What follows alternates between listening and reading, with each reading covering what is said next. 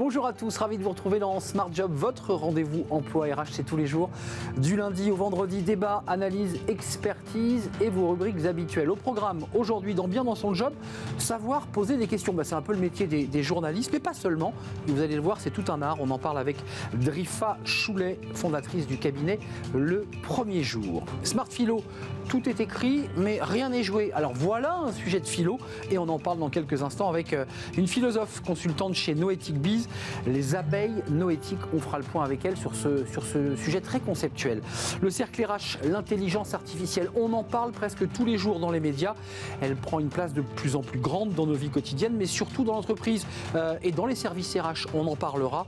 Le droit, la protection de la vie privée et des salariés. On en parle avec nos invités, des experts de ce sujet sensible. Et puis dans Fenêtre sur l'emploi, le secteur de la tech, on en parle beaucoup ces derniers mois. Pourquoi un tel déséquilibre entre l'offre et la demande? On fera le point avec Frédéric Sitterlé. Il dirige Éthique, grandes écoles de la tech et des métiers du digital. Il sera notre invité à la fin de l'émission. Tout de suite, c'est Bien dans son job.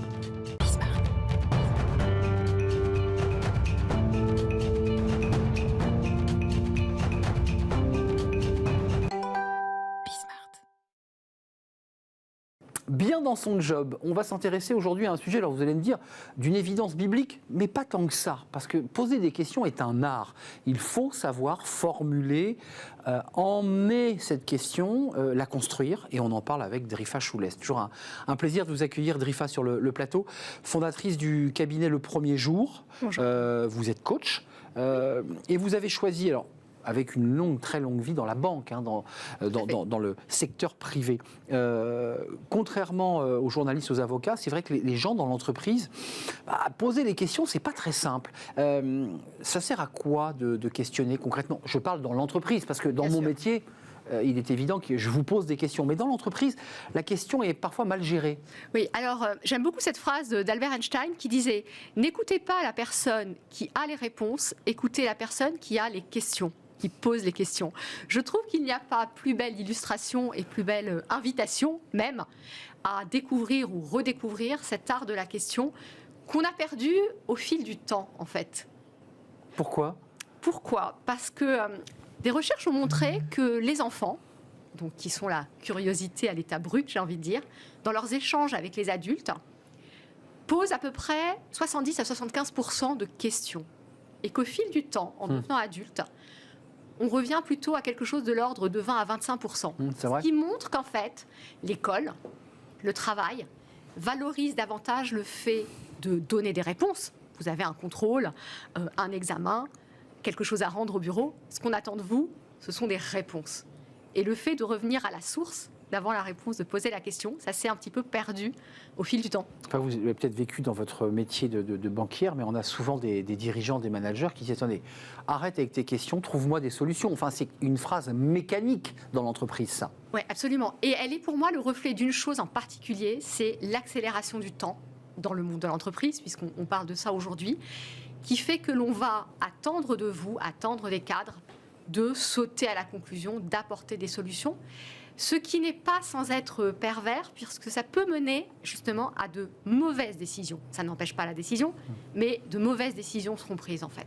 Alors, Drifa, je l'évoquais en introduction, c'est vrai que c'est tout un art de poser des questions, et très objectivement en entreprise. Vous l'évoquez, c'est pas toujours facile de poser la question, et j'allais dire la bonne question. Oui, alors, vous mettez le doigt sur quelque chose d'important, c'est cette espèce de pression de la bonne question. J'ai envie de dire, il n'y a pas forcément de bonnes ou de mauvaises questions. Je vous le confirme. Je trouve qu'il y a cette espèce de candeur à retrouver. Pour moi, c'est un petit peu le pendant, vous savez, de savoir dire « je ne sais pas ». On a absolument le même tabou, la même inhibition en entreprise. On vous pose une question, on va dire « je ne sais pas », c'est quasiment un gros mot en fait. Les regards de tous les collaborateurs. Ouais, alors c'est un peu la même chose. On a tous vécu ce moment, vous l'avez peut-être vécu vous-même Arnaud, où on donne une présentation dans une réunion. À la fin, qu'est-ce qu'on dit ? Avez-vous des questions ? C'est rituel. Ouais, et en fait, j'ai plutôt constaté au fil du temps qu'il y avait de moins en moins de questions. Donc une des choses peut-être pour réhabiliter la question, quand on est manager, c'est peut-être soi-même en fait, de commencer à ouvrir le bal avec une question, de dire à ses collaborateurs qui arrivent en réunion, voilà, en fait, j'attends des questions. Mais justement, ça soulève une autre question, votre problématique. C'est vrai que les réunions s'appauvrissent parce que les questions servent enrichissent finalement le débat et parfois enrichissent même le projet de celui qui l'a présenté. Mais pourquoi on n'ose pas la poser, cette question ? Et la timidité, j'imagine ? Pas seulement ? Non, pas seulement. Ça peut. Et la peur de l'incompétence. Poser une question peut mettre le miroir dans notre perception sur une incompétence supposée. Il y a le fait aussi d'être tellement sûr finalement d'avoir cette espèce de biais, de connaître la réponse, que finalement on ne va pas la poser, de ne pas forcément s'intéresser aux propos d'autrui et de se dire non mais en fait j'en sais suffisamment. Or comme vous le disiez très justement, les questions pour moi ont 3 vertus. La première c'est l'apprentissage, la deuxième c'est l'innovation et la troisième, extrêmement importante encore plus aujourd'hui, c'est la relation. Bien sûr. L'intérêt que l'on porte à quelqu'un par nos questions. Il y a un débat quand même sur la manière dont on la formule, la manière dont on la pose, le ton qu'on utilise. Enfin, tout ça, évidemment, est implicite au métier que je pratique, mais il est aussi très lié au sujet que vous traitez aujourd'hui. Est-ce qu'il y a une puissance accrue à poser des questions là où ce n'est pas forcément attendu ? Parce qu'il y a aussi, on l'a tous vécu, des gens qui lèvent toujours la main dans des réunions pour poser des questions, soit à côté, soit auxquelles on a déjà répondu. Ça arrive quand même. Absolument. Alors, en même temps, il y a quelques questions qui sont très puissantes. Par exemple, quand on réfléchit à un produit, un process, à quelque chose, de poser des séries de pourquoi. Pourquoi on fait ça ? Pourquoi c'est une question très puissante, dans le sens où elle invite à creuser les choses. Ok, pour cette raison. Oui, mais pourquoi ? Et finalement, à poursuivre cette série de Comme pourquoi, un enfant d'ailleurs. Hein. Comme un enfant, jusqu'à ce qu'on n'ait plus de réponse. Et là, on se dit qu'on a vraiment creusé la chose. Mais vous mentionniez quelque chose. Un des endroits où, par exemple, poser des questions, alors que ce n'est pas tellement convenu, peut être très bénéfique, c'est lors d'un entretien d'embauche. Quand on est le candidat, on s'attend plutôt à se vendre, à devoir se vendre. Or, en fait, poser des questions à un recruteur peut au contraire montrer, donner une impression de compétence du fait de cet intérêt et de ces questions que vous allez lui poser. Puis quelque part d'une forme d'assurance, de renverser finalement le rapport de force aussi. Quand on pose une question à un recruteur, on s'intéresse aussi à la structure et on le challenge aussi un peu le recruteur. Complètement, et on récolte en plus des informations précieuses. Comment, quand même ça c'est la question de fond, parce que vous dites le manager doit montrer l'exemple. Ouais. Ok.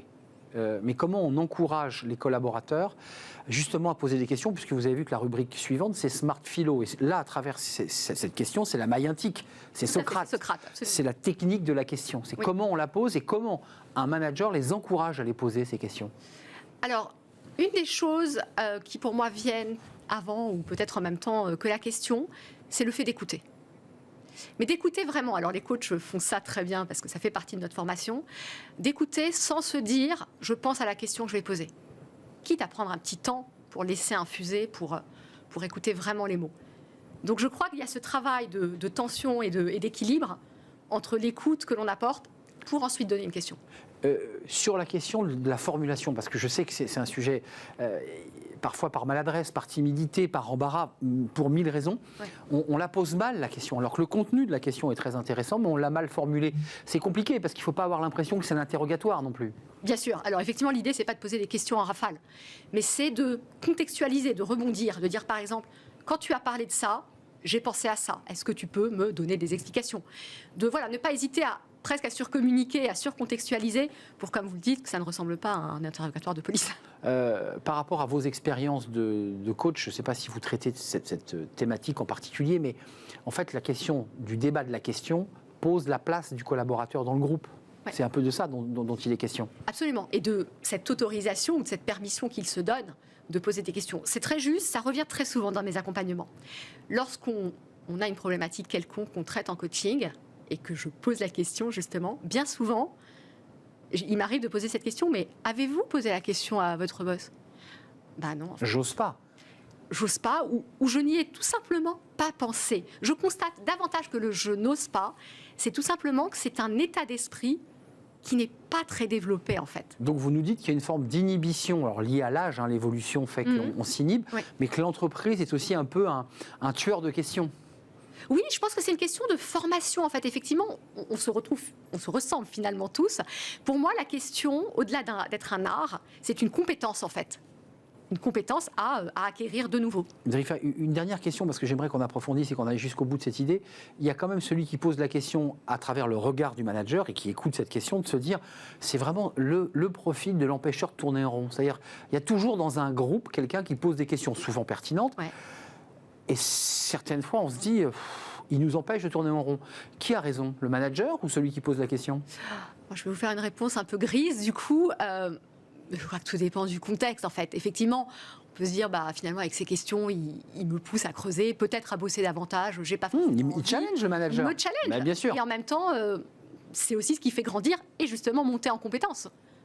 Donc vous nous dites, avant de nous quitter, que quoi qu'il arrive, lorsqu'une question nous traverse l'esprit dans un échange formalisé évidemment, ou informel d'ailleurs, oui, n'hésitez pas à poser une question ou à interpeller le manager. À l'interpeller, quitte à dire, voilà, j'ai une question... Là, j'ai pas bien compris. J'ai pas bien compris, en fait. Est-ce qu'on peut expliciter? Et en fait, on fait ça. Mais pourquoi, dans le fond?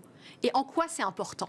Elle est hyper importante, celle-là. Oui, ça peut éviter aussi la faute professionnelle, parce qu'une fois qu'on a intégré sans comprendre, on applique une mesure qu'on n'a pas bien comprise, et puis parfois arrive l'accident. C'est-à-dire que le manager dit « mais j'ai exactement dit l'inverse en réunion ». Complètement. Donc tu as pris une mauvaise décision, potentiellement. Donc on se met en danger. Donc on peut se mettre en danger. Donc devenez des pré-socratiques, post-socratiques, et devenez des poseurs des questions. N'hésitez pas à poser les questions, encore une fois, dans la forme. Je pense qu'il faut être un peu vigilant sur la façon dont on pose les questions. C'est un vrai plaisir de vous accueillir, Drifa Choulet, fondatrice du cabinet Le Premier Jour, et vous accompagner, on l'aura compris, à travers vos activités de coach des femmes, des hommes, pour les aider à quoi faire d'ailleurs? À vivre mieux, à être plus heureux? À réfléchir, justement. Je leur pose des questions pour les aider à réfléchir. Finalement, on fait le même métier. Je pose des questions et vous posez des questions aussi. En effet, on peut échanger nos places. Mais pourquoi pas, un jour, je ne sais pas si je pourrais devenir coach, en revanche. Merci en tout cas de vous avoir rendu visite. Tout de suite, c'est notre rubrique suivante et c'est Smart Philo.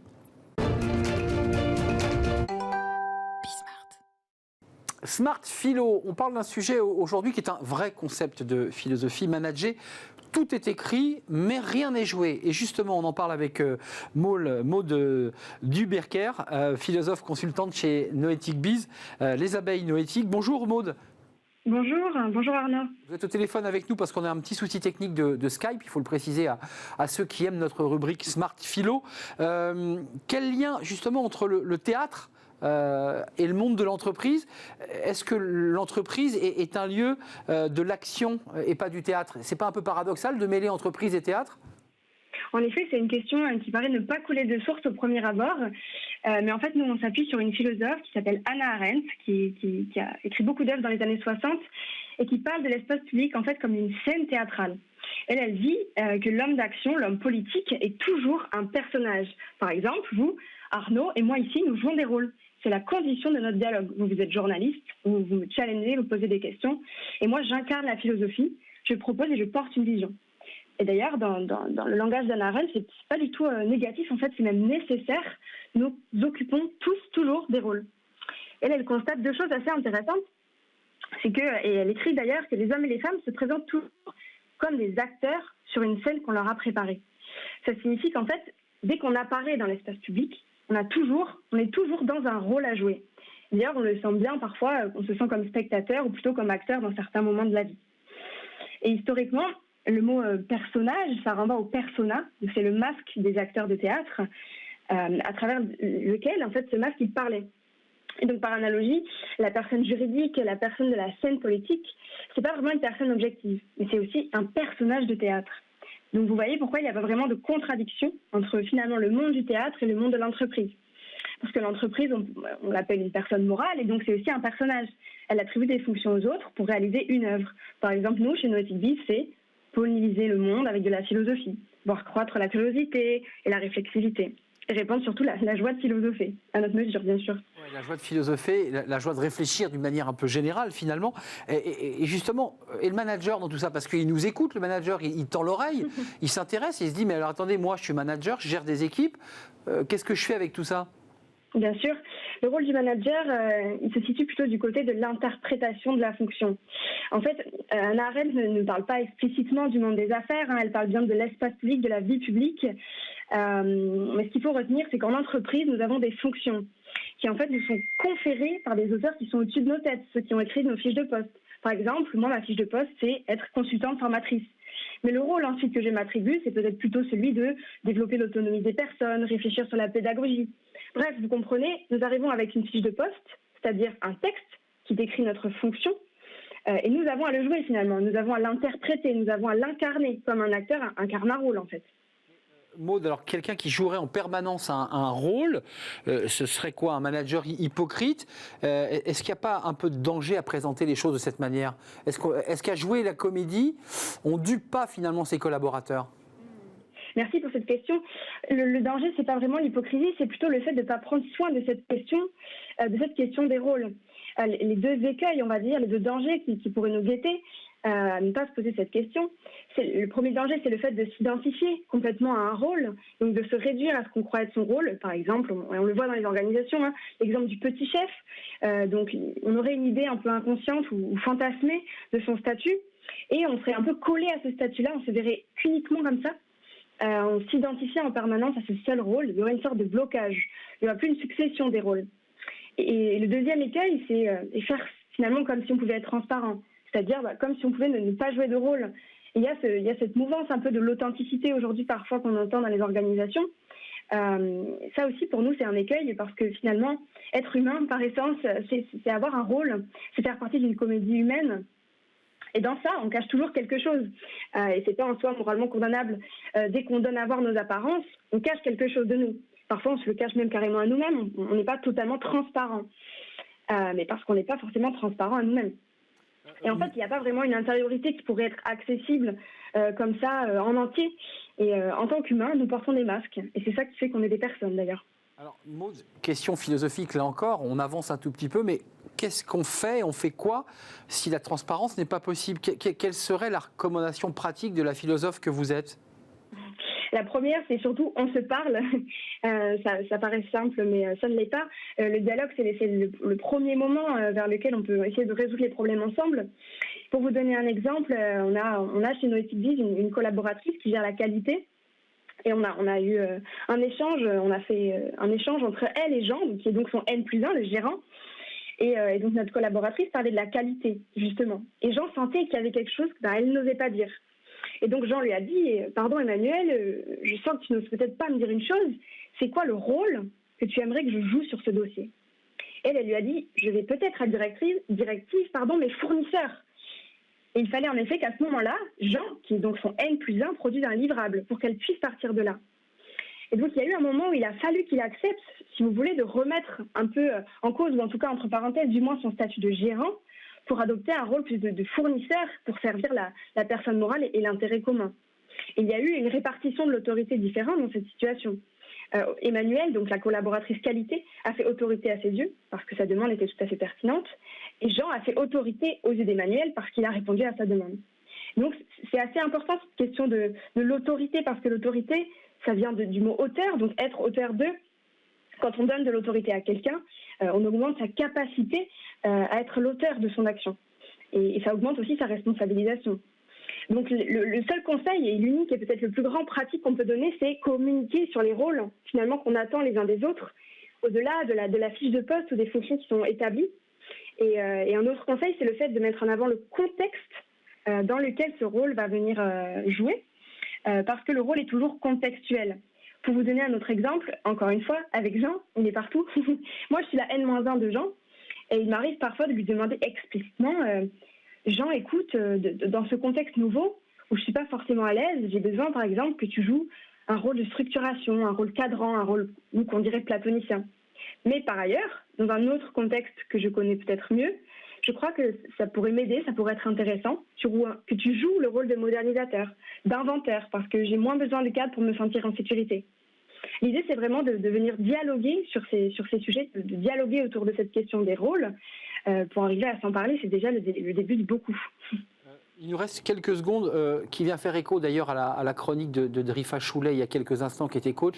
Vous nous confirmez qu'il y a quand même un gros travail autour de la question. Il faut oser poser des questions. Absolument, absolument, tout à fait. Il faut oser poser des questions. C'est tout un art, comme on le dit, mais il faut oser poser des questions sur le rôle dont nous avons besoin. Donc, se poser des questions d'abord à soi-même, mais aussi les poser à notre interlocuteur et s'autoriser à le faire collectivement, parce que c'est ça qui nous permettra de prendre de la distance vis-à-vis du statut qu'on a toujours, et puis aussi de rôle qu'on aimerait jouer à certains moments. Et l'idée toujours est de servir au mieux l'intérêt commun de ce qu'on entreprend ensemble. Donc oui, posons des questions, posez des questions. Maud, merci. C'était un peu compliqué, évidemment, à distance, au téléphone. Vous viendrez nous le dire ici sur le plateau, vous, Maud Durbecker, ou Jean, le célèbre Jean, qui a joué un rôle important dans cette chronique, philosophe consultant de chez Noetic Biz. Merci d'être venu nous rendre visite. On fait une courte pause et on retrouve nos invités. On va parler d'intelligence artificielle. Elle est partout dans notre quotidien et évidemment dans le monde de l'entreprise. Est-ce une opportunité? Est-ce un risque? On va en parler avec des experts de ce sujet juste après la pause.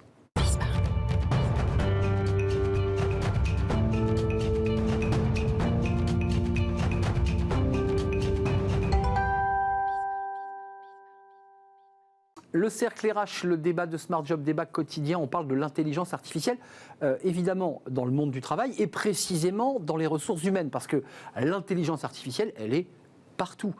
On en parle dans les journaux, souvent lorsqu'il y a des affaires et des polémiques. Facebook, Google, les datas, vos données personnelles évidemment, et la manière dont ces outils informatiques, ces algorithmes sont utilisés pour le bien ou pour le mal, parce que c'est évidemment tout l'enjeu de ces outils informatiques. À quoi servent-ils? Est-ce que c'est une opportunité ou un risque? On va essayer de répondre à toutes ces questions. Et surtout, est-ce que dans les ressources humaines, les RH, l'algorithme est en train de gagner la bataille? C'est pas si sûr. Elle l'a gagné dans la vente, le marketing, la supply chain. Mais c'est plus compliqué dans le domaine des ressources humaines. On en parle avec nos invités. Franca Salis-Madinier, merci d'avoir répondu à notre invitation. Vous êtes membre de la CFDT et du CESE, le Conseil économique et social et environnemental. Non. C'est le... En Europe, Comité économique et social européen. Mais le CESE est aussi le Conseil environnemental en France. Et vous êtes vice-présidente de l'Observatoire des transitions numériques. Et ce livre, préface de Cécile Dejoux, le guide de l'intelligence artificielle au travail, vos droits face aux algorithmes chez Erol, avec une grande première partie qui n'est pas un pamphlet, qui est vraiment un livre qui explique aux béotiens, que nous sommes presque tous, comment ça marche, quels sont les risques. Et on va en parler avec vous dans quelques instants. Emmanuel Léa, merci d'avoir répondu à notre invitation. Directeur innovation de Matrice, et vous êtes opérateur de Labor IA, créé le 29 novembre par la ministre du Travail, qui vise à réfléchir aux enjeux de l'intelligence artificielle dans le monde du travail, avec un baromètre, et on va en parler avec vous, pour essayer d'avoir un tableau de bord concret de la place de l'intelligence artificielle au sein des organisations. On va faire le point avec vous. Et puis, Matrice, juste en quelques mots qu'on vous découvre, vous n'êtes pas ingénieur informatique, mais juriste. Et Matrice, toute sa philosophie, c'est de faire travailler tous les écosystèmes. Vous n'êtes pas des ingénieurs de la tech. Il y a des sociologues, il y a des penseurs, il y a des informaticiens. C'est ça l'esprit. Exactement. Merci déjà de nous avoir sur votre plateau. Effectivement, Matrice, on se définit comme un institut d'innovation technologique et sociale. Qu'est-ce que ça veut dire? Ça veut dire que quand on va aborder la question de l'innovation, on va aussi l'aborder sous le regard de l'impact que ça a sur la société de demain et d'aujourd'hui. Et donc le sujet est de dire comment est-ce qu'on met ensemble les sciences humaines, le design, la technologie, la recherche, de manière générale aussi au service d'une innovation qui soit socialement, environnementalement acceptable, pertinente, juste. Ouais. Et donc voilà, Matrice, on fait globalement 4 types d'activités. On fait de la formation au numérique, au métier du numérique. On fait de l'incubation de start-up qui cherchent à avoir un impact positif. Et ensuite, on a des programmes de transfert de technologie, sciences humaines et sciences dures, depuis le laboratoire de recherche publique vers le monde économique, et puis des programmes d'innovation, comme on va pouvoir en parler aujourd'hui. Et Labor IA, pour mesurer l'ampleur de ces changements et anticiper ceux à venir, c'est ce qu'a dit la ministre du Travail, qui correspond à la philosophie de Matrice. Franca Salis-Madinier, d'abord, pourquoi avoir voulu écrire ce livre? Il est sorti le 6 janvier, donc il vient de sortir ce livre. Allez le lire, parce que c'est un livre qui va vous permettre calmement, sans mots compliqués. Il y a plusieurs mots qui apparaissent dans votre livre. Il y a le mot opacité dans l'intelligence artificielle et il y a le mot complexité. Ce que vous évoquez très rapidement, vous dites, en fait, on subit beaucoup plus l'intelligence artificielle qu'on ne la maîtrise, qu'on ne la contrôle. C'est compliqué parce que c'est de l'informatique de haut niveau et c'est souvent opaque parce que géré par des grandes structures internationales, des grands groupes et dont on a du mal à percer les secrets. Ben, c'est tout à fait ça.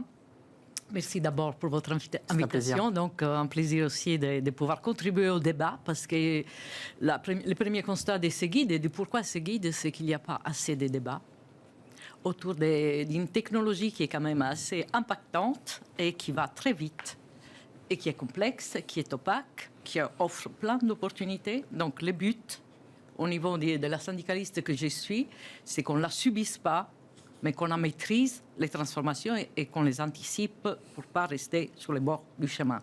Donc ça, c'est des opportunités, pour répondre à votre question, c'est des opportunités magnifiques vous le dites. dans les domaines, dans différents domaines, médical, dans l'agriculture, dans la recherche. Le médical, c'est la médecine prédictive, pour le rendre un peu concret. Exemple, On essaie de... Voilà, et même très personnalisé sur le diagnostic d'un cancer et une thérapie très, très personnalisée qui donc peut être plus efficace. Donc tout ça, on n'y nie pas, elle est là, il faut faire avec.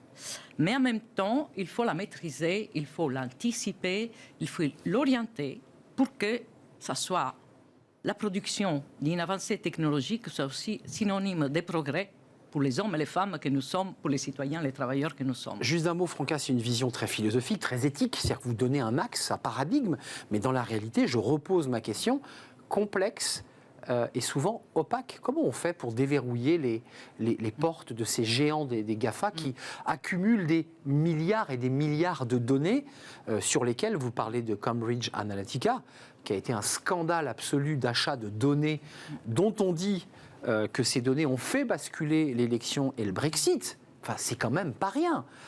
Comment on fait là ? Donc, les enjeux, vous les posez, c'est des enjeux aussi démocratiques, parce que derrière, on peut manipuler, on les voit bien, Facebook, tous les scandales. On en parle surtout lorsqu'il y a des scandales. Et c'est des phénomènes que les citoyens ne maîtrisent pas. Donc, c'est un autre insu. Alors, ces guides, modestement, veulent être la conscience, dire, voilà, il y a des choses qui sont à l'œuvre, il faut avoir des outils. Donc, on commence par les outils juridiques en milieu professionnel pour dialoguer, pour interpeller. Pourquoi on utilise l'IA dans notre entreprise, par exemple ? Quelle finalité ? Est-ce que ça c'est le rôle des syndicalistes. Hein. Ça nous sert pour bien orienter les formations, pour anticiper les mutations et donc former. Ou ça sert à nous surveiller, à contrôler nos déplacements quand on est en télétravail. Voilà. Après, vous avez évoqué une question qui est fondamentale, et c'est pour ça que les régulations doivent se faire aussi au niveau international, parce que cette technologie ne s'arrête pas aux frontières de l'Hexagone, n'est-ce pas ? C'est comme le virus. D'ailleurs, vous dites bien que l'Europe et la France sont quand même très très loin en matière d'investissement comparé à la Chine, aux États-Unis et à l'Inde. Oui, les pays et les continents n'ont pas tous les mêmes enjeux. Je dirais que l'Europe, c'est le premier continent qui s'est focalisé aussi sur les besoins de faire une technologie qui réponde à l'éthique. Et donc même aux valeurs et au respect des droits fondamentaux auxquels nous, Européens, nous sommes peut-être plus attachés que les Chinois. Sauf qu'on est très en retard sur le plan de l'investissement quand vous les comparez. On est très en retard sur le plan de l'investissement. Juste un mot, excusez-moi Franca, nous sommes avec Laure Land-Gronowski, qui est avocate associée IT et Data Protection chez Agilité. Vous êtes avec nous parce que vous soulevez le débat du droit, et je donnerai la parole à Emmanuel et Anne dans quelques instants. Qu'est-ce qu'ils vous disent, vos clients ? Ils vous disent... on dérégule le système, après tout, les algorithmes sont partout. Pourquoi être aussi contraignant ? Pourquoi il y a des régulateurs ici en France ? Pourquoi il y a la RGPD ? Pourquoi on ne nous laisserait pas faire ce que l'on veut ? Ou est-ce que tout le monde se plie ? Ou inversement, est-ce que vos clients disent « nous, les algorithmes, on les subit » ? Alors, bonjour. Je ne suis pas certaine que la question se pose totalement en ce sens. Moi, ce que j'ai l'impression de voir à travers le prisme juridique et le prisme de l'avocate, quand je suis interrogée sur ces sujets, c'est plutôt une vision des entreprises qui se disent qu'elles souhaitent mettre en œuvre des projets d'IA, des projets d'intelligence artificielle, des projets de traitement algorithmique de la donnée, et qui viennent nous interroger pour savoir comment le faire tout en étant dans les clous, et comment mettre en place ces traitements de données, parce que finalement derrière on parle d'un traitement de données de salariés, de données de candidats sur les sujets qu'on évoquait aujourd'hui, et qui viennent donc nous voir en nous demandant comment faire pour encadrer ces projets dès la conception du projet finalement, avec une volonté de se mettre en conformité au regard, par exemple, vous l'évoquiez, du RGPD, de la loi informatique et liberté, ou à terme de la réglementation européenne qui est en cours de formation au niveau de l'Union européenne sur l'intelligence artificielle. Vous restez avec nous, Laure, parce que je voulais interroger Emmanuel Héa, parce que directeur innovation de Matrice, et vous avez été choisi comme opérateur de Labor Labor IA. Ça, c'est une initiative du gouvernement.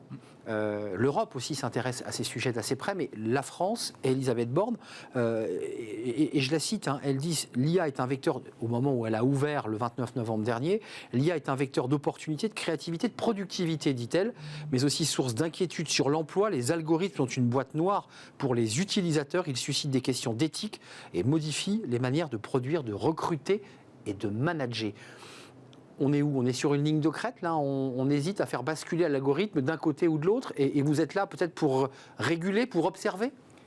Oui, je crois qu'il y a un truc qui est assez fondamental, c'est qu'au-delà de se mettre en conformité, il y a la question de la philosophie derrière, ce que l'on veut faire. C'est pas que du droit.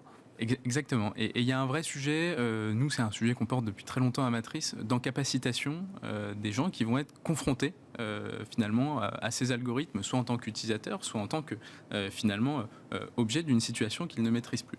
La question de l'encapacitation, donc des capacités, de la question de la puissance d'agir des individus, donc c'est vraiment un prisme aussi individuel, au-delà du collectif de l'entreprise, c'est la question de savoir comment est-ce que, confronté à ces algorithmes, la transparence, et donc là on peut en revenir aussi à des auteurs qu'on aime beaucoup comme Bernard Stiegler ou Simon Don, mais des technologies de savoir, comment est-ce que cet algorithme il nous permet de mieux comprendre la situation, de mieux se saisir de la décision, de la mettre en discussion.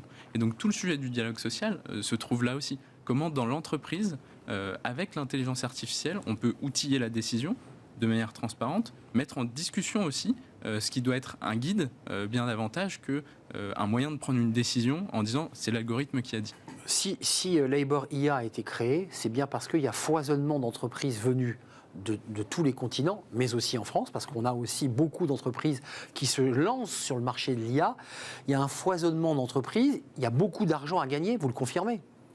Oui, c'est des marchés qui sont absolument colossaux. Enfin, si on reprend les études des grands cabinets de conseil qu'on connaît tous, ça se compte en trillions.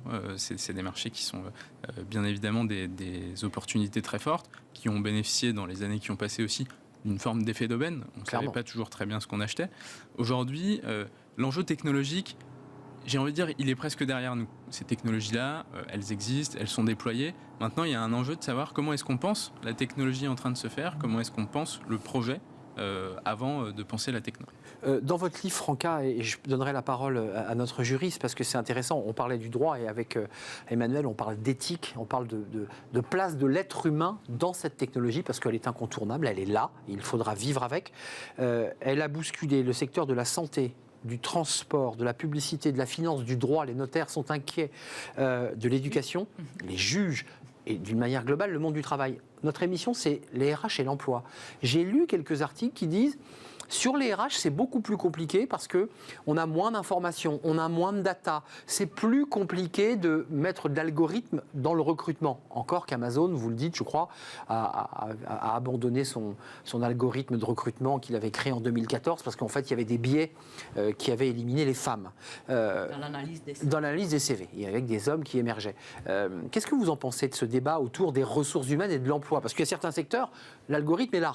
Il n'y a pas de doute. Mais pour les RH? Alors, dans tous les secteurs, moi, je pense qu'il faut tous quand même avoir à l'esprit que la décision ultime doit être laissée dans les mains de l'homme. C'est le cas aujourd'hui ou pas? Par exemple, un médecin, il peut avoir une recommandation qui peut l'aider à la décision. Est-ce que je dois opérer ou pas? C'est patient. Mais c'est quand même lui qui tranche. Mais lui doit trancher, ou elle. Mais attendez, on est en science-fiction ou pas? Est-ce qu'aujourd'hui, il y a des décisions qui sont prises indépendamment des hommes? Mais par exemple, dans les curriculums vitae, parce que bon, ça concerne tout le monde. Bah oui, enfants, des centaines etc. de milliers de CV. 1 million de CV qui sont reçus par jour par les groupes très connus. Bah, écoutez, ma fille en a envoyé un ce week-end. Vendredi, le samedi, elle avait déjà la réponse. Donc, ce n'est pas un humain. La réponse était que ces mots-clés qu'il fallait mettre, ils n'étaient peut-être pas. Et donc, elle était exclue. Donc, je pense que c'est déjà utilisé. Ce qui est passionnant dans ce que vous nous dites, c'est qu'il faut, quand on écrit son CV, avoir intégré l'idée qu'en face, ce n'est pas un humain, mais un algorithme, et qu'il fallait mettre les bons mots-clés, et qu'on pouvait presque, je mets des guillemets, gruger l'algorithme, parce que si on met les bons mots-clés, Emmanuel... D'ailleurs, il y a des jeunes qui grugent, savent déjà, qui savent. Et qui rusent. C'est la ruse against les machines. Exactement. Donc, on n'est pas dans la science-fiction, c'était des films, ça, avant, c'était Terminator, quoi. Il y avait des machines face à des hommes. On est dedans, là. Et pour revenir dans l'entreprise, donc la décision, par exemple, lorsque vous vous êtes impacté, messieurs, dans votre évolution ici, sur les plateaux, au niveau vous avez besoin que la décision soit prise par une personne. Bien sûr. Et vous avez les droits aujourd'hui, je pense que notre invité va aussi Juriste. confirmer, voilà, de vous opposer à une décision qui est prise uniquement par la machine. Emmanuel Léa, on prend donc des décisions indépendamment de l'homme, de la volonté de l'homme ou de son choix. Votre observatoire, puisqu'il est question de créer un baromètre à travers Matrice, ses équipes et Laboria, on en est où ? Parce que c'est un tableau de bord, la ministre a dit « j'ai besoin d'avoir une visibilité ». Ça représente quoi ? Est-ce que vous avez déjà quelques chiffres de l'algorithme, des algorithmes au sein du monde du travail ? C'est 10%, 20% ? Nous, on avait 32%, c'est notre chiffre. Des emplois pourraient être profondément transformés d'ici les 20 prochaines années. C'est une source OCDE qui date de 2019, Oui. ce qui est gigantesque. Oui.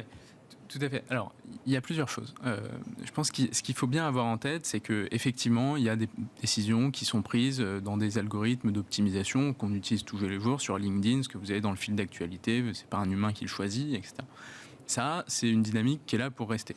Ensuite, la question qui va se poser, c'est effectivement quand il y a des enjeux humains très forts derrière, soit en termes de capacité de décision, soit en termes de projection de trajectoire professionnelle, des questions de compétences qui se posent. Là, l'intelligence artificielle a sans doute plus de difficultés à appréhender la réalité des choses. Donc, le but de ce programme Laboria que l'on opère... sur lequel vous travaillez en ce moment. Sur lequel on a déjà commencé à travailler. Donc, on est en train de préparer les différentes phases. Il va se décliner en 3 phases sur les 2 prochaines années. La première, c'est de travailler effectivement sur ce baromètre. Donc, au travers de ce baromètre, on va essayer d'avoir un indice de l'état de maturité des entreprises, de la perception de l'intelligence artificielle aussi par les travailleurs. C'est-à-dire qu'il y a un gros enjeu aussi à démystifier un certain nombre de choses. C'est vrai. Des choses qui posent problème, il y a des choses qui posent moins problème et qu'on peut aussi accepter. Il ne faut pas tout jeter en bloc, c'est ce que vous dites. Exactement. Donc ça, c'est le premier lot, c'est ce baromètre. Donc le but, c'est en lien avec le ministère du Travail, de le déterminer, de poser les questions qui permettront d'avoir finalement cet indicateur de pilotage et de le mettre à jour régulièrement dans les années qui viennent. Ensuite, et là où on a finalement, c'est aussi une très grosse partie de ce programme-là, c'est une logique beaucoup plus proche du terrain pour aller comprendre les impacts beaucoup plus précis sur effectivement les 32% d'emplois qui vont être profondément modifiés. L'employabilité des collaborateurs, des salariés. Exactement. Et donc là, on va rentrer dans les entreprises avec des sociologues, des spécialistes de l'intelligence artificielle, start-up, chercheurs ou autres, pour vraiment essayer de comprendre finalement, quand on va lancer une expérimentation d'un projet IA, donc un service d'optimisation ou le déploiement d'un logiciel quelque part dans l'entreprise, quels sont les impacts sur les compétences, interroger les gens sur la perception de leur rapport à l'emploi, de leur trajectoire professionnelle. Qu'est-ce que ça change dans leur quotidien ? Qu'est-ce que ça change avec une observation très qualitative, très fine, pour bien mesurer ça. Et dans ce cadre-là, nous, on va avoir aussi besoin d'entreprises qui ont envie de rentrer avec le ministère du Travail dans cette observation concrète. C'est quelque part se mettre à nu. Je ne sais pas si... Mais oui, c'est dévoiler leurs petits secrets de leur business. Je ne sais pas si Uber, par exemple, acceptera de dire « Très bien, on va regarder l'impact de nos algorithmes sur la projection professionnelle. » Oui, parce que là, ils sont confrontés, les chauffeurs, en direct, les livreurs. Exactement. Donc voilà. Nous, on aimerait bien qu'ils l'acceptent. En tout cas, on va... Voilà, vous le dites sur ce plateau. Là, s'ils vous écoutent, le message est lancé. Le message est lancé. C'est même cofinancé par le ministère du Travail. Donc, ce sera avec grand plaisir qu'on pourra travailler là-dessus. Voilà.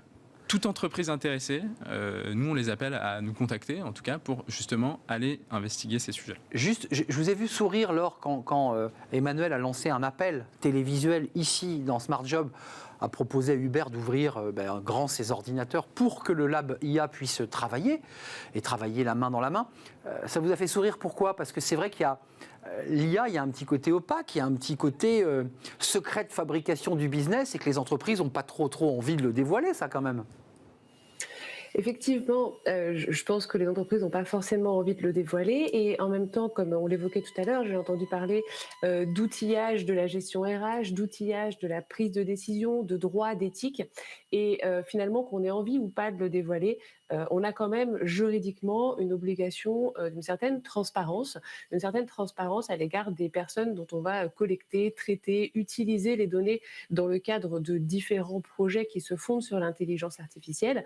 Et c'est là où on peut tout à fait dire, je pense que le droit rejoint l'éthique, avec des obligations qui existent déjà aujourd'hui, avec notamment le RGPD que j'évoquais tout à l'heure, ou qui existeront de manière un peu différente à terme si si on regarde le projet de règlement européen sur l'intelligence artificielle, cette obligation de transparence qui doit présider finalement à la base de tout projet de traitement de données et donc de traitement lié à l'intelligence artificielle. Et la transparence, c'est quoi? C'est quand même en tout état de cause l'obligation d'informer les personnes, alors là les candidats, les salariés, mais toute personne dont on collecte et dont on traite les données dans un projet algorithmique ou d'IA, de ce qu'on fait avec les données, de par qui elles vont être traitées, pourquoi, de la logique finalement qui sous-tend le traitement de données, des éventuelles conséquences ou décisions qui pourront être prises sur le fondement de ces traitements de données.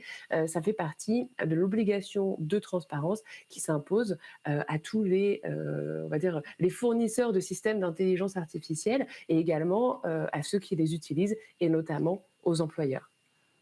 Juste Franca, c'est intéressant parce que bon, y a un débat autour du droit et de l'éthique, puisqu'il y a quand même des règles. Honnêtement, moi qui suis un utilisateur béotien, le RGPD, c'est aussi abscon que de dire « ok, j'accepte, ok, je refuse ».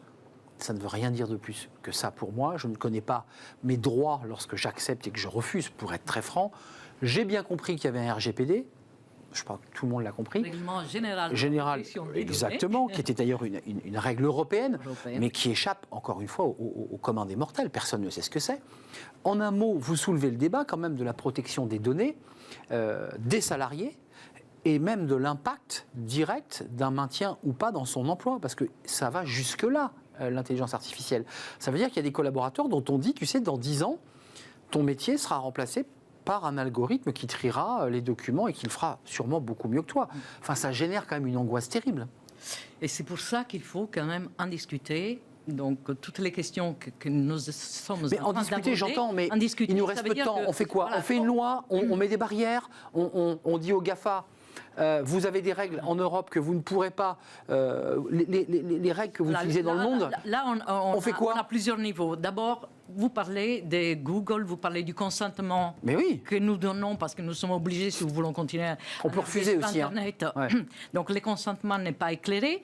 Donc, là-dessus, il s'agit quand même de former les citoyens aussi, de former les citoyens. Et il y a le débat sur l'emploi. Et après, il y a les débats et les dialogues sociaux et la négociation au sein des entreprises parce que les impacts peuvent être importants et donc il faut que nous soyons conscients. Enfin, il faut que les syndicats. Il faut que vous soyez formés, madame, quand même. Les syndicalistes. Il faut que les syndicalistes aient la matière pour comprendre. Première pierre, c'est une contribution. Hein, c'est pas exhaustif, mais c'est une première pierre lancée dans les débats. Nous voulons être associés au programme de la ministre du Travail que nous saluons en France parce qu'il y avait ça en Allemagne avec les syndicats depuis des années sur la nouvelle technologie. Ici, ça manquait un petit peu les impacts sur les travailleurs. Donc, la place des syndicats dans ce sujet. Ça nous semble indispensable parce que nous représentons quand même la masse des travailleurs qui seront impactés, bien ou mal.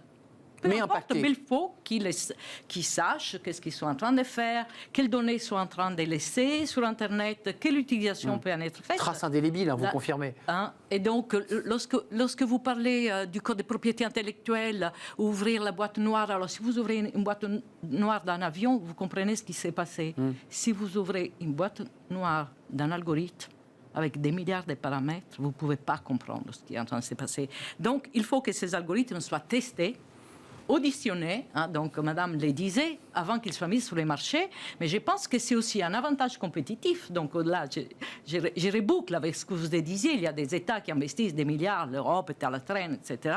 L'Europe peut être aussi un continent qui a un avantage concurrentiel, c'est celui d'avoir une intelligence artificielle qui respecte les droits fondamentaux, qui ne sont pas uniquement français, mais, je dirais, mondiaux. Pour conclure, Emmanuel Léa, il y avait un titre dans l'émission sur l'idée d'une intelligence artificielle éthique, qui respecte des règles. On en est loin, là, aujourd'hui. On est quand même dans un foisonnement d'entreprises, une forme de maquis qui échappe à 98% de la population. Oui, tout à fait. Il y a effectivement plein de travaux qui sont menés actuellement de normalisation aussi sur les enjeux de transparence, d'auditabilité du code. Je pense qu'il y a un sujet aussi un peu plus profond d'expérience utilisateur. Oui. Quand on conçoit des logiciels, on parle souvent d'expérience utilisateur. Et nous, ce qu'on essaye de faire, puisque à Matrice, on conçoit et on développe aussi des logiciels, on essaye de le faire avec une ligne éditoriale un peu particulière qui est justement de faire du logiciel qui soit capacitant. C'est-à-dire qu'au travers du parcours qu'on va avoir, on va essayer de donner à voir pourquoi l'algorithme vous a proposé ça, les conséquences de vos choix que vous pouvez faire, et de l'inclure finalement dans le parcours global. On prend par la main l'utilisateur, on ne demande pas de cliquer bêtement sur OK. Sur le sujet du RGPD, la question est évidemment très très mal traitée aujourd'hui. Et donc voilà. Vous êtes d'accord avec moi, enfin, Oui. c'est vraiment une formalité, on ne sait pas ce qu'on fait, quoi. Mais c'est terrible. Moi, je sais un petit peu ce qu'il y a derrière, et pourtant je clique tout aussi. Il y a quoi derrière d'ailleurs ? Qu'est-ce que je peux en faire de mon OK, j'accepte ? Alors, vous pouvez souvent cliquer sur En savoir plus, et après vous avez accès à l'équivalent des CGU, mais version RGPD. Et donc en fait, illisible, hein, j'ai essayé. Exactement. Et donc vous allez passer plus de temps à essayer de lire et de comprendre ça qu'à accéder au contenu que vous vouliez cibler. Donc les citoyens ou les salariés sont un peu dépossédés de l'outil quand même, en tout cas de cette technologie. Ah bah tout à fait. Il n'y a aucune prise en compte de l'expérience utilisateur par rapport à ces enjeux-là. Un mot avant de nous quitter. Est-ce qu'il y a chez vous, qui avait quand même autour de la table de Matrice et de Labor IA un certain nombre de penseurs, de chercheurs, est-ce qu'on est en train de vivre une révolution ? Vous savez, il y a eu les révolutions industrielles. J'ai le sentiment que le 21e siècle va être la révolution de l'intelligence artificielle. Alors, sur le plan technologique, elle est déjà largement entamée et elle va perdurer. Je pense qu'on passe effectivement à une ère du numérique responsable aussi, où il y a cet appel-là qui vient aussi des générations plus jeunes qui comprennent ces enjeux-là, qui sont capables aussi de challenger et de faire des choix. Qui sont nés dedans, eux. Qui sont nés dedans et qui sont capables de faire des choix aussi par rapport aux... Et qui vont challenger finalement. Exigence éthique. Francis Hogan de Facebook a démissionné parce qu'elle ne se retrouvait plus dans les valeurs pour lesquelles... Disons même, je crois, qu'elle refuse d'ailleurs que son enfant soit un utilisateur. Et aux États-Unis, il y a des syndicats qui se constituent autour de ces questions. Donc il y a quand même un rapport de force qui s'installe. Qui passe par les travailleurs.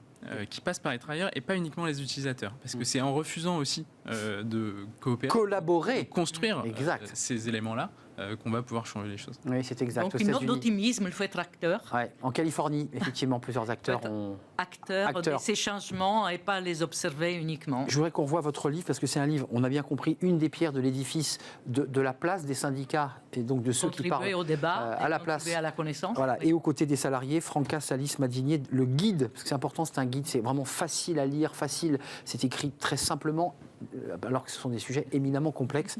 Le guide de l'intelligence artificielle au travail, vos droits face aux algorithmes, avec un Terminator justement sur un clavier. Ça, c'est le choix de l'éditeur, j'en suis sûr. Édition Erol. Merci à Emmanuel Léa, directeur innovation de Matrice. On aura compris ce que c'était. Et puis, on va suivre de près. On attend vos travaux et puis peut-être les premiers éléments de ce baromètre. Ça sera en 2022, j'en suis sûr. En tout cas, je l'espère. Et puis, je remercie Maître Laure Land Gronowski, qui est avocate associée IT et Data Protection chez Agilité, qui nous a fait partager son point de vue de juriste, évidemment. Merci à vous trois. On va continuer à suivre ce dossier et les impacts de l'informatique et de l'IA sur notre travail. On termine notre émission avec Fenêtre sur l'emploi. Devinez quoi ? On parle de la tech. Mais il y a trop d'offres et il n'y a pas assez de demandes ou vice-versa. C'est tout de suite.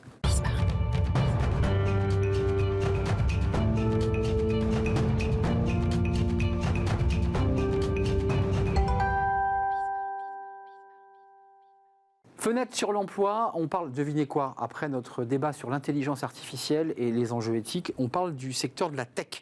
Pourquoi un tel déséquilibre entre l'offre et la demande ? Alors, la demande, c'est les entreprises qui disent aujourd'hui on a besoin de talent, et puis l'offre, c'est ce qui est évidemment capable de proposer le marché, et les écoles, parce que c'est un enjeu dont on va parler avec Frédéric Sitterlé, peut-être le directeur général d'éthique, qui sont des grandes écoles de la tech et des métiers du digital, c'est plusieurs campus. Je dis une bêtise, Montreuil, Paris. Exactement.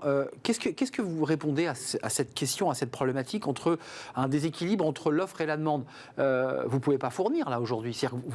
Vous sortez combien d'étudiants de vos campus ? Sur l'école éthique, c'est 1000 étudiants en formation chaque année. La vraie problématique et la réponse à cette problématique, c'est la formation. Pourquoi aujourd'hui les entreprises ont-elles de tels besoins ? Parce que la transformation digitale impacte tous les secteurs. Avant, c'était les entreprises de la tech qui avaient des besoins d'experts dans les métiers digitaux. Aujourd'hui, c'est toutes les entreprises de tous les secteurs. Et ce n'est pas juste une partie de la stratégie des entreprises qui est digitale. C'est toute l'entreprise qui digitalise sa stratégie et qui digitalise son business. Mais d'ailleurs, pour faire un peu écho au débat qu'on avait sur l'intelligence artificielle, les entreprises sont aussi percutées au-delà de la numérisation, parce que beaucoup avaient numérisé depuis une dizaine d'années leur système, comptabilité.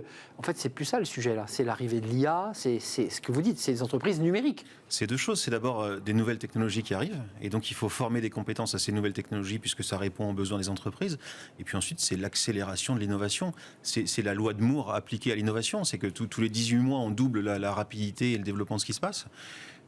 Il faut aujourd'hui capter les signaux faibles, identifier maintenant les besoins futurs des entreprises pour pouvoir adresser les besoins de recrutement. Former un étudiant, c'est 3 à 5 ans de formation.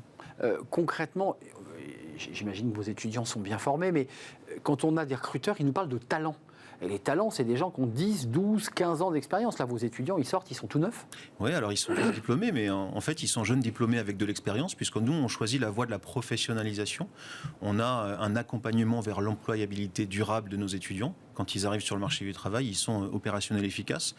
Et la réponse à la problématique aujourd'hui, c'est l'apprentissage. Nos formations se terminent par de l'apprentissage. Pour l'entreprise, l'apprentissage, cursus théorique, puis apprentissage. C'est de la pré-embauche. Donc nous, on forme aujourd'hui sur des fondamentaux tech qui apportent des compétences fortes et des soft skills. Et puis ensuite, dans la phase d'apprentissage, l'entreprise et l'école complètent avec l'apprentissage des hard skills dont l'étudiant aura besoin. J'imagine que vos étudiants passent même pas par la case recherche de CV. J'imagine que les entreprises viennent directement sur le campus éthique. Et sélectionne les talents, enfin ces futurs talents, c'est bien ça. Oui, l'école est très courtisée et 98% de nos étudiants sortent avec un emploi à la fin de la formation, avec des salaires qui en moyenne sont autour de 42 000 euros annuels bruts. En réalité, aujourd'hui, les offres, elles sont entre 60 et 70 000 euros, ce qui montre que choisir des études supérieures dans la tech, faire le choix de ces écoles-là, c'est aussi s'ouvrir les meilleures opportunités de carrière. Parce que la demande est très forte. Vous formez 1000 étudiants, vous l'avez dit. C'est quoi le plan de charge là, de ces transformations numériques? J'imagine que vous faites un plan de charge. Il y en a encore pour 10 ans, il y en a pour 20 ans. C'est quoi cette transformation? Elle dure combien de temps? Alors depuis 2 ans, on a doublé le nombre de nouveaux étudiants qui arrivent chaque année à l'école. Et on est passé de 7 à 16 filières spécialisées. Parce qu'on assiste à une spécialisation des métiers et des attentes des entreprises. Donc c'est une croissance qui est très... Ça se segmente de plus en plus. Et qui se segmente fortement. C'est quoi les métiers les plus demandés? Enfin, quels sont les segments et les cursus où là, ils sont extrêmement demandés en ce moment? Alors on a fait beaucoup de data, d'intelligence artificielle. Vous voyez qu'on y est. On est complètement là-dedans, mais ça c'est un besoin qui est déjà adressé aujourd'hui. On a déjà formé plusieurs promos sur ces secteurs-là. Et puis aujourd'hui, on continue en ouvrant des nouveaux cursus en cybersécurité, en métavers.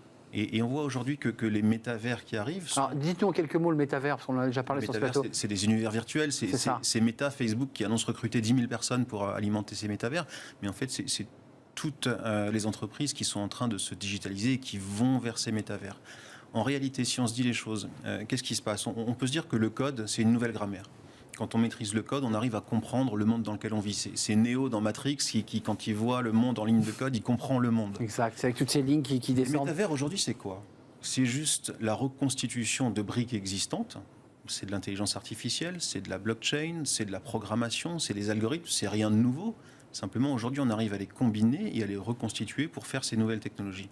Et l'école, derrière, reconstitue des cursus qui se basent sur les fondamentaux qui, depuis des années, sont enseignés dans nos écoles. Juste avant de parler des professeurs et des enseignants, parce qu'il faut aussi avoir des gens compétents pour former des talents, ça sert à quoi le métavers sur le plan du business? Comment on développe financièrement le métavers? Parce qu'après tout, c'est presque ludique le métavers. Alors le métavers, c'est ludique, mais ça amène aussi à un univers qui, à nouveau, est limité.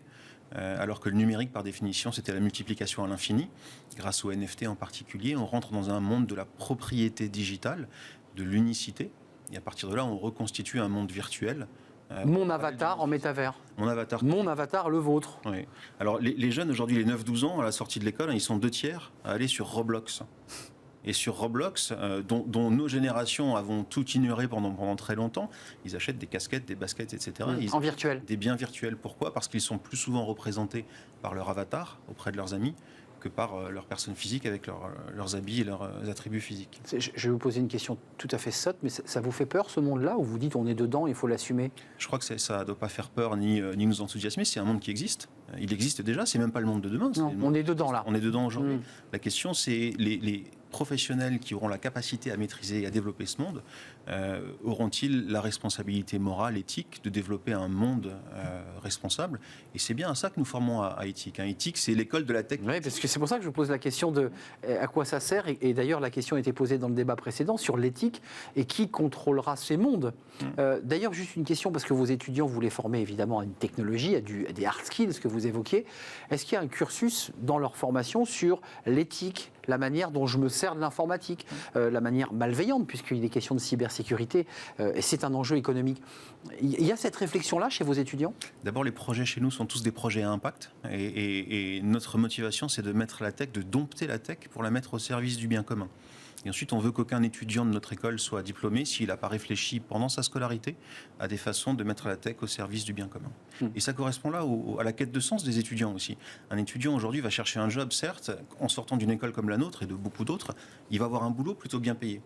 En réalité, ce que ces jeunes cherchent aujourd'hui, on le voit dans leur motivation. C'est du sens. C'est du sens, Ouais. c'est d'avoir un impact. Ça, vous le ressentez déjà pendant en faisant des études supérieures dans la tech qu'on peut avoir un impact sur le monde autour de nous. Vous nous dites, finalement, contrairement à ce que l'on pourrait croire, on peut transformer le monde grâce à la tech. On ne peut transformer En le monde l'utilisant positivement. que grâce à la tech. Que grâce à la tech. Mais cette tech, ça peut être la tech de Dark Vador. C'est ça. Ou la tech de Montaigne. Ça peut être la renaissance numérique qui verra arriver un Internet humaniste et positif. Ou alors ça peut être les ténèbres, en fonction de la responsabilité que prendront les gens qui maîtrisent la tech.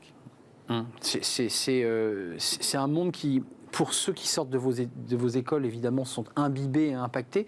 Vous entendez la société à l'extérieur qui n'a pas ces connaissances, qui a finalement une forme d'angoisse et de peur. Ils ont un rôle à jouer, ces jeunes qui sortent de vos écoles? Oui, complètement. Ils ont un rôle d'exemple, un rôle de leader, un rôle de transformation de toute la société. Et si on considère que le code est une nouvelle grammaire, ce sont ces jeunes-là qui maîtriseront le monde demain. Ils font des fautes en grammaire, parce qu'en français, il faut quelques fautes, alors, les jeunes. Grammaire, probablement. Mais ils font moins de fautes dans les codes. Aucune. Ah, c'est ça, non, parce que je vous challenge, parce qu'on dit souvent que les jeunes font des fautes d'orthographe, mais en code, en grammaire, ils sont bons. Si on veut provoquer un peu, on peut dire que c'est plus important de savoir coder aujourd'hui ou de comprendre le code que de savoir écrire en français. À ce point-là? Peut-être. Frédéric Sitterlé, vous me faites très peur. Vous êtes à la tête et directeur général d'Ethic Campus, on l'a entendu, il y a 1000 étudiants. Ils ne s'inquiètent pas pour leur avenir, vos étudiants. Et d'ailleurs, vous avez plus de demandes que de possibilités de fournir de futurs collaborateurs. C'est bien ça. C'est d'adresser toutes les demandes des entreprises aujourd'hui. Merci Frédéric d'être venu nous éclairer sur tous ces sujets fondamentaux de notre vie quotidienne. C'était un vrai plaisir de vous accueillir. C'est la fin de notre émission. Merci de l'avoir suivi. Évidemment, merci pour votre fidélité. Merci à toute l'équipe. Merci à Alice Pitavi pour la réalisation. Merci à Héloïse pour le son. Merci à Fanny Griesmer. Et merci à Eden qui nous accompagnait aujourd'hui pour l'accueil invité. C'est terminé. Je serai là demain si tout va bien. D'ici là, portez-vous bien. Bye bye.